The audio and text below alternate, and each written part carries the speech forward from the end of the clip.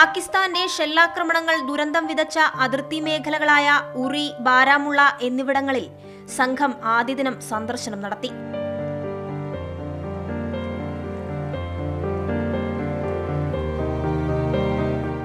വീടുകൾ, യത്തീംഖാനകൾ എന്നിവിടങ്ങളിലേക്ക് നടത്തിയ ആക്രമണത്തിൽ പരിക്കേറ്റവരെയും ജീവൻ നഷ്ടപ്പെട്ടവരുടെയും കുടുംബാംഗങ്ങളെ സംഘം നേരിട്ട് കണ്ടു.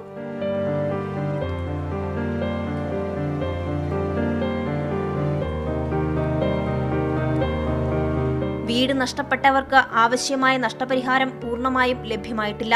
പുനരധിവാസ കേന്ദ്രങ്ങളിൽ മതിയായ സൗകര്യങ്ങളില്ല. Family, they have been put in a small room. Single room is being given. They have explained now. So this attitude has to be totally changed. Our parliament members are there from all corners of India.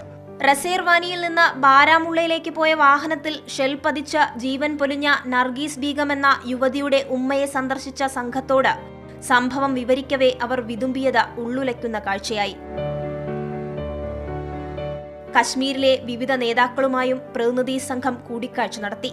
Jammu Kashmir മുൻ മുഖ്യമന്ത്രി ഫറൂഖ് അബ്ദുള്ളയുടെ വസതിയിൽ നടന്ന കൂടിക്കാഴ്ചയിൽ കശ്മീരിന്റെ ക്രമസമാധാന പ്രശ്നവും article 370 റദ്ദാക്കിയ കേന്ദ്ര സർക്കാർ നടപടിയും ചർച്ചയായി. കശ്മീരിലെ CPIM സംസ്ഥാന കമ്മിറ്റി സംഘടിപ്പിച്ച കൺവെൻഷൻ വേദിയിൽ സംഘത്തെ വരവേറ്റത് ഇൻകുലാബ് വിളികളോടെ. ആവേശോജ്വല സ്വീകരണം ഏറ്റുവാങ്ങിയ CPIM ഡെലിഗേഷൻ കശ്മീരിലെ ജനങ്ങളുടെ ജനാധിപത്യ അവകാശങ്ങളെ വേദിയിൽ ഓർമ്മിപ്പിച്ചു. സ്വാതി സന്തോഷ്, കൈരളി ന്യൂസ്.